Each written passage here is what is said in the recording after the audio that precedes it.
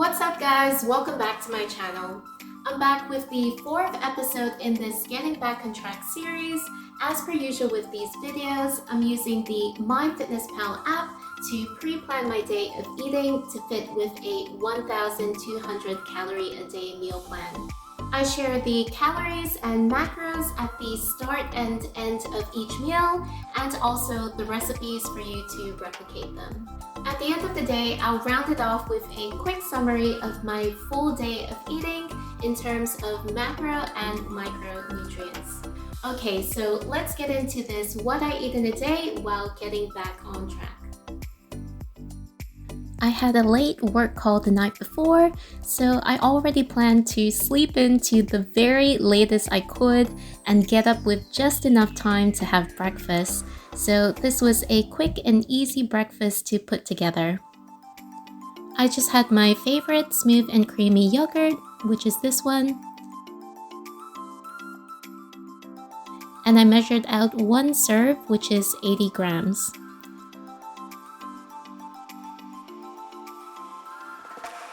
Then I found this pretty natural granola at my local convenience store. The air-dried strawberries on the packaging really got me.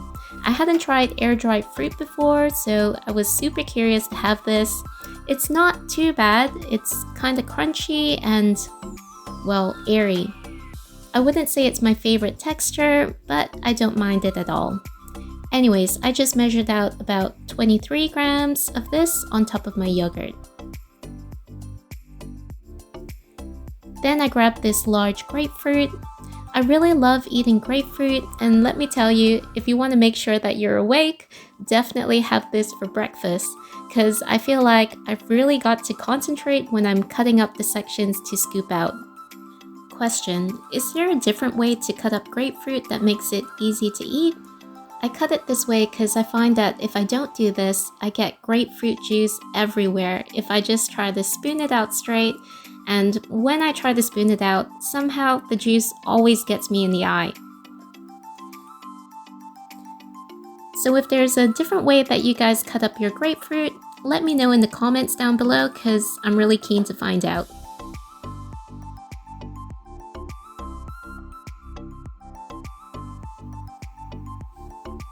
Anyways, so that's my breakfast prepared in less than 5 minutes.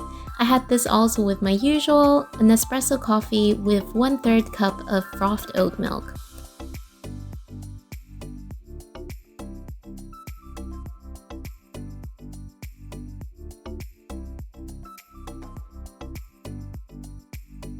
This is a great healthy option for a fast and convenient breakfast. If you're heading out, you could prep these in containers the night before and just add the granola right before you eat it so it doesn't get soggy.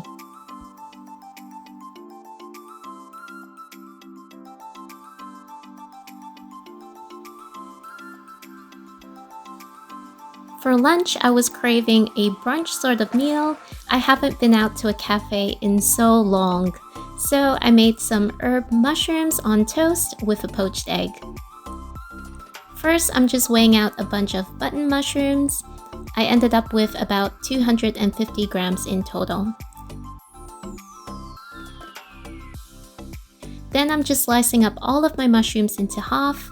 I like them to be nice and chunky, so it's like really satisfying when you bite into them. Like I was saying earlier, I haven't been out to a cafe in ages. It's not just the brunch food I miss, but also the experience of sitting outside at a cafe in the sunshine, having a cup of coffee, and enjoying the fresh air.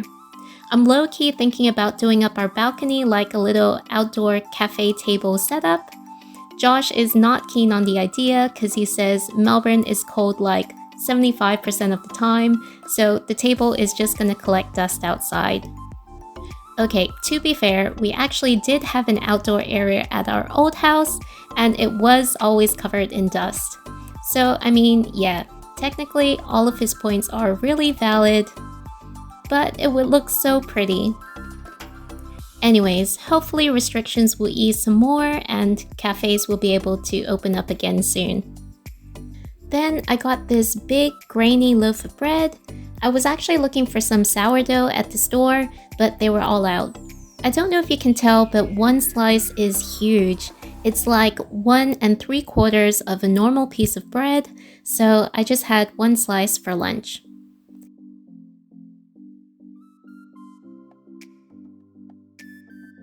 Then I just heated up a non-stick pan and added a teaspoon of butter. There's something about buttery, herby mushrooms that taste so good. Toss in the sliced up mushrooms, and then I topped it with a heap of this dried mixed herbs.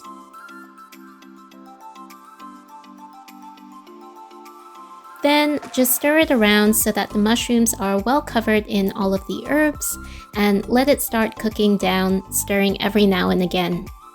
Oh, and don't be like me, I forgot to season my mushrooms with salt and pepper while they were cooking, so I had to do this after. So yeah, season your mushrooms with some salt and pepper while they're still cooking in the pan. I just feel like they taste better this way.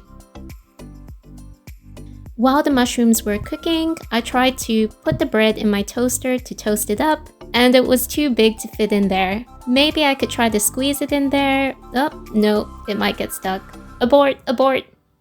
Okay, so at this point, I decided to toast my bread in my pan instead, so I went back to my mushrooms and looked after them till they were nicely cooked. Once they were done, I chucked my bread on the pan to toast, and this actually worked out really well because the bread picked up all of the leftover butter and seasoning the mushrooms left behind, but it was still crispy and nicely toasted. So yeah, that actually worked out really nicely.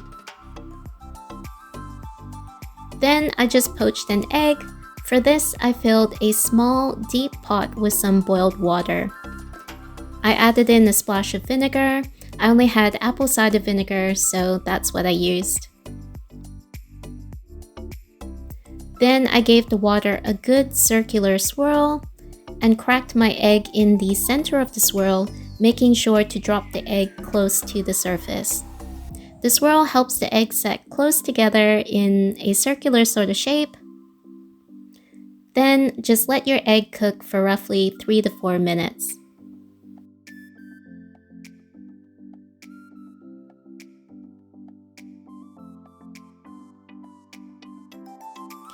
Once it was done, I just used a slotted spoon to carefully, really carefully scoop out the egg. Take care when you're doing this because it's like super fragile and you might end up breaking off a piece like I did. They ask you how you are, you just have to say that you're fine when you're not really fine, but you just can't get into it because they would never understand. Anyways, that's how I poach my eggs. Then it's time to assemble. I put my toasted bread on a plate, topped it with my poor, slightly disfigured poached egg on one side. This is me doing some plastic surgery to help the egg look a little better. Then I topped on my buttery, herby mushrooms.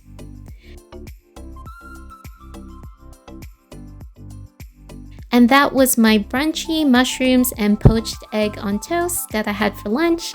This was super tasty. Also, we'll see if I'm ever able to get that cafe balcony of my dreams. You know what I'd really like is one of those sunroom balconies where it's enclosed in glass and you feel like you're outside, but you're actually indoors. As an afternoon snack, I still had some banana bread from when I made it in my last video, so I had a slice of that topped with some yogurt and pomegranates. I'll link that recipe video in the top right corner so you can check it out after this one. I pinned a comment in that video asking what everyone's favorite banana bread topping is, and it looks like maybe it's just me that likes to top my banana bread with stuff. I guess the most common one I've seen is a bit of butter, but I like to put yogurt on mine and some kind of fruit. So I put 1 tablespoon of yogurt and about a tablespoon worth of pomegranates.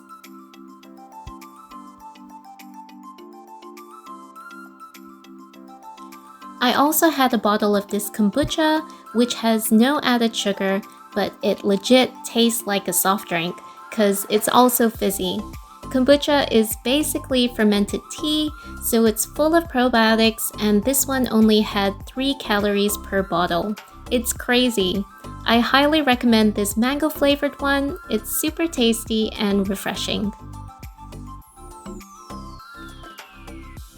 The featured workout of this week is Blogilate's Total Body Transformation Series, which again I'll link in the top right corner.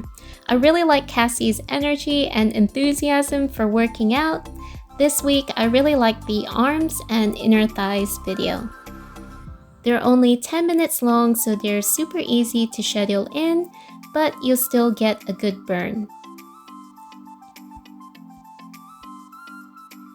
So right, the thing about Blogilates is that she makes the exercises look so graceful that it lulls you into this sense of ease that you think it's gonna be easy, and then bam, she hits you with 30-second pulses where you feel like your arms and legs are gonna fall off. So don't be fooled if you're thinking, oh yeah, 10 minutes and it looks pretty easy, how hard can it be? I'll tell you, it burns. It really burns. For dinner, I made this Korean kimchi soft tofu stew, or sundubu jjigae. I've been watching some Korean dramas and I just really want to eat what they're eating. This was super quick to make. I just started by slicing up a quarter of a brown onion. Then I got a 350 gram pack of enoki mushrooms. I really love these mushrooms, they're so good. I like to open the pack on the mushroom top side and cut the roots off while they're still in the bag. That way it's less messy on my chopping board. Give them a good wash.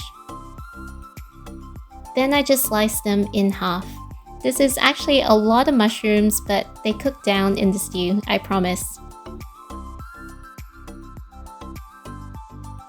Then I'm grabbing this big pack of soft or silken tofu that's about 650 grams. Just make sure it's the soft tofu type, not the hard one.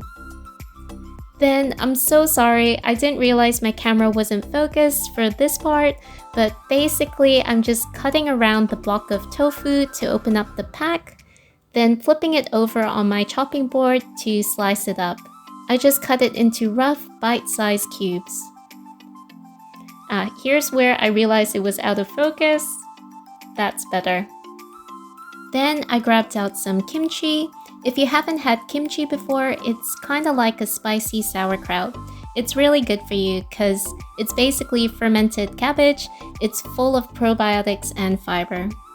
Then I'm just cutting it into bite-sized pieces also with a pair of scissors. Now I've got this pack of sliced pork. This is the thinly sliced ones used in Steamboat, and I'm just going to be using half the pack, which is about 150 grams. Now to a big pot, I'm adding 1 teaspoon of sesame oil, then adding 2 teaspoons or 2 cloves worth of minced garlic. Saute it a little in the oil and add in the sliced onion and saute it all together till it's all fragrant. Then taking my pack of pork, I'm adding half of the pack, or about 150 grams of thinly sliced pork. Lightly brown it in the pan. Then add in your kimchi. Once the pork is fully cooked, add in the chopped up enoki mushrooms and mix it all up. Then pour in 3 cups of stock. I think it's supposed to be anchovy stock, but I only had chicken stock, so that's what I used, and it still turned out really good. Then put your lid on and allow it to simmer on low heat for at least 30 minutes, although if you can simmer it for longer, that would be better still. Once it's simmered for at least 30 minutes, take off the lid and give it a little stir. Then put in your soft tofu chunks. Carefully stir it so you don't break them up, but distribute them out within the stew. Then crack in some eggs. I like to only cook them for the meal I'm having, so I've only added 2 eggs here, 1 for me and 1 for Josh. And when I next heat up the leftovers, I'll cook another egg in it too. Put on your lid for about 5 minutes until the eggs are just set. Then here I have some pre-cooked white and black mixed rice. I do this in a 2-to-1 ratio. and I just get out about 3/4 cup of rice for myself. This stew serves 4, so I'm spooning out 1/4 of the pot for myself. This is actually a pretty big serve, so it's super warming and satisfying. I topped it with a little sesame seeds, and that was my soft tofu kimchi stew. This really was quite a big serve of stew with lots of fillings, and with the rice, this was 375 calories for dinner. The only thing I would add is probably some extra chili powder if I had it, but this was still super tasty and satisfying.